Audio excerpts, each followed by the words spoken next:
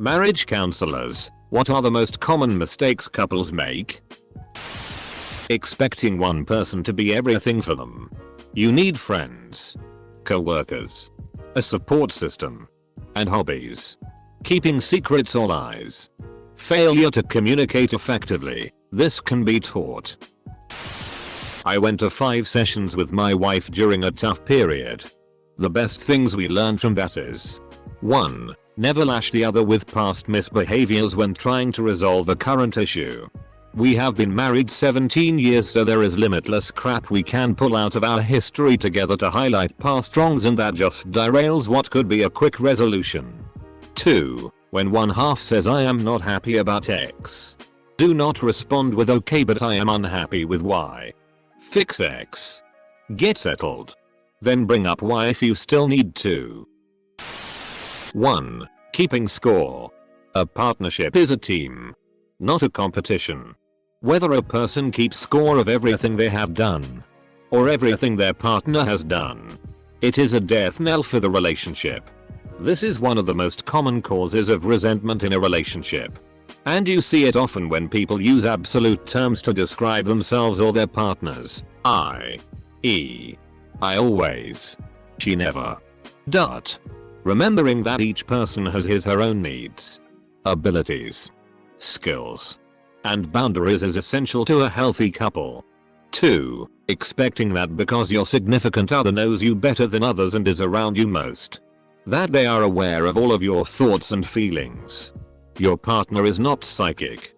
And no matter how often they are around you or how well they know you, they cannot pick up on every nuance to determine how you are feeling and how they should respond. That is called emotional babysitting. And it cascades into a host of problems and unnecessary hurt.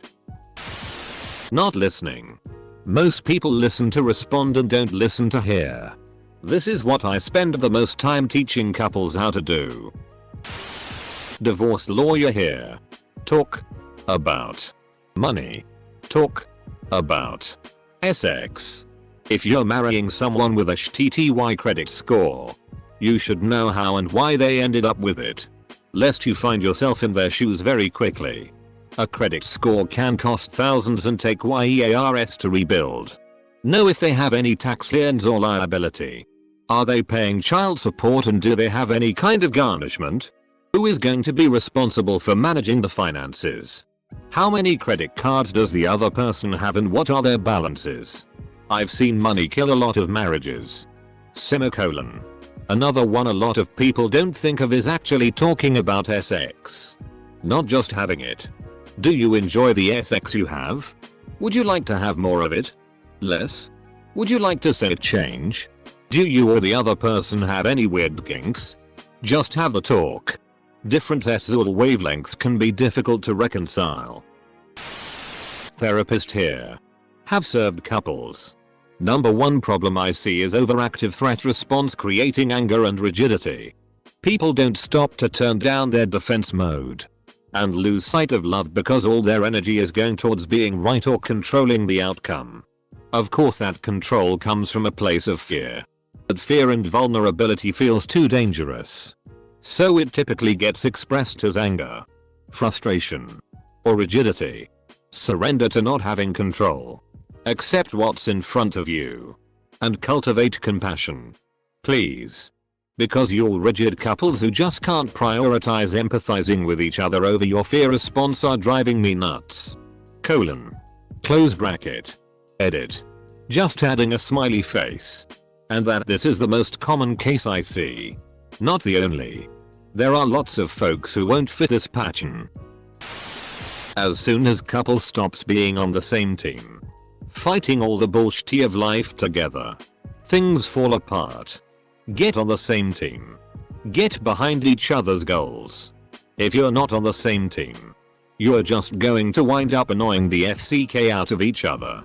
All that bullshit of life is going to be beating you down, and your life partner is just going to be part of it instead of a refuge. When your significant other brings something to your attention that they want, don't react harshly if it's something they've refused to bring up sooner. Getting loud or defensive, why didn't you bring this up sooner? will make them shy away from bringing things up again due to negative reinforcement backlash. This is especially true if they've been victims of any kind of abusive relationships. Source: literally killed my marriage because I was an idiot and didn't respond in an open, non-positive way. People don't learn to fight. You have to fight fair in a relationship. People go nuts when they get mad, and some couples never learn to fight in a way that honors the person you are fighting with. It is so important to learn to respect space. Don't assume motives. And take turns in explaining your views. It's a big deal and I work on it quite a bit in counseling. Getting married because they wanted a wedding. Not because they wanted to be married. Not a marriage counselor, but going to a marriage counselor believing that it's like a judge and he will tell them who's right and who's wrong. Current marriage. Couple and family masters counseling student here. Unspoken family rules that you bring into relationship are huge. Obviously you didn't grow up together, and depending on how you did you grow up you may have had completely different family of origin, experiences. It can be as simple as your foo separated out laundry by color and your so's just threw everything in together, so you have different family rules regarding laundry. To your foo had the rule of family problems stay in the family, and your so's family talk to people outside the family about all the problems freely. Everybody has these rules. Talking about them and uncovering them, without judgment, will go a very long way in maintaining and deepening connection. If you don't talk about them, it is easy to get into negative interactional patterns that are just rehearsals of how your foo did things and not creating healthy, mutually safe patterns. Also, I recommend that everyone in relationship take an attachment style quiz and compare their attachment style, secure, anxious, or avoidant, because that reveals a lot of unspoken rules as well. I'm not a marriage counselor, but my wife posted a very meaningful and controversial article the other day and tagged me in it because I agree with its philosophy. It was titled "Your kids should not be the most important part of your marriage." Of course, many parents were offended and complained bitterly about the article. But we don't make our kids the center of our marriage. We devote a lot of time to them and keep them healthy and educated. Of course. But we spend just as much time on each other. If mom and dad are happy, the kids are likely to be happy. On many occasions, my wife will rush to get a few things done for the kids in the morning and ask me playfully, "Hey, you wanna do me in the bedroom real quick?" And I will fix dinner and get the kids to bed so her and I can have some fun and cuddle while we talk about our day. Kids don't define your marriage. You and your spouse absolutely do. Not a counselor, but of advice I received a long time ago from a nurse. I was working a unit as a CNA, and the old, intimidating, smiling veteran nurse, my favorite, on the unit walks onto the unit from lunch holding hands with her husband, a Terry Pratchett look-alike. My young 20-ish self commented that you don't see that every day. She retrieves her battered clipboard from the desk, leans into me, and says, "You want to know the secret, kid?" I say yes. Because who doesn't want to know the secret? And there's this collective lean in from the entire desk. Docs, nurses, support. Pens stop moving. People don't know how to grow and change together. You will change as you age. So will your partner. The question is, do you know how to grow and change together? Then she walks off, the answer a call light. Wisdom to hold on to. The girl you married doesn't exist anymore. She's grown up, hopefully, and changed. Biggest mistake is waiting too long to get help. Repeat issues coming up again and again will not resolve themselves. Get help before it's helpless.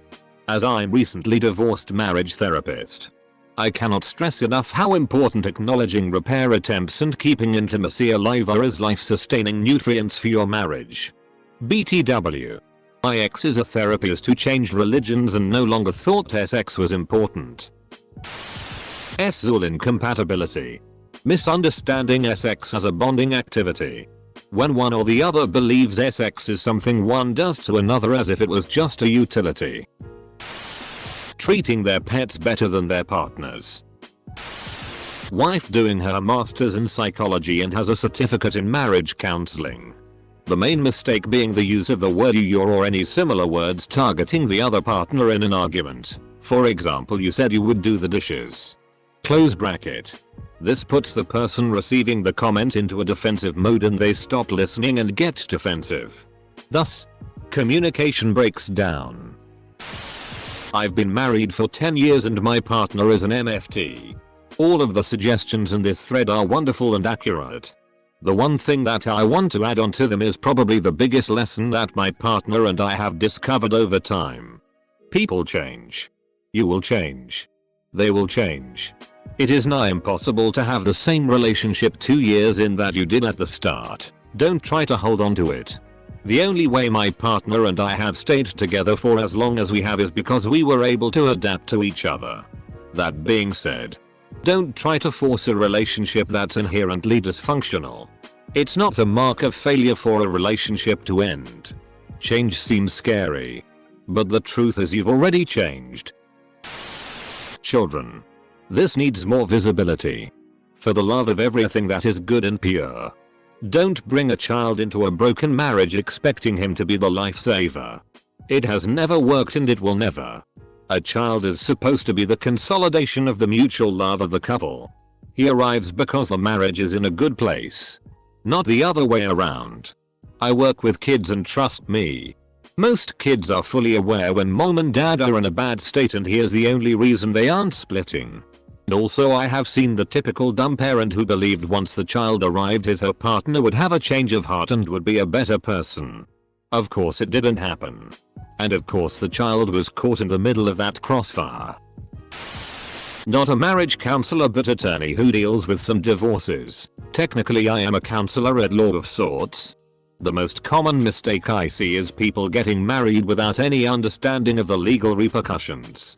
Honestly, I think forcing couples to take an 8-hour family law class before getting married would cut down on the amount of people who get married.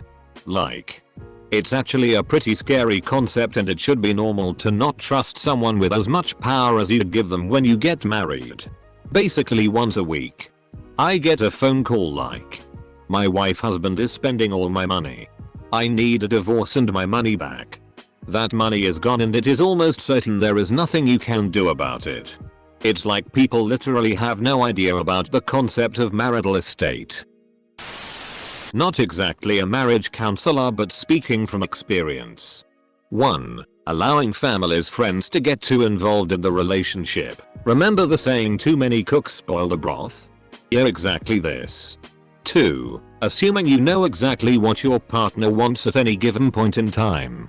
People will not always be in the frame of mind we expect them to be. Sometimes it's best to give them their own space.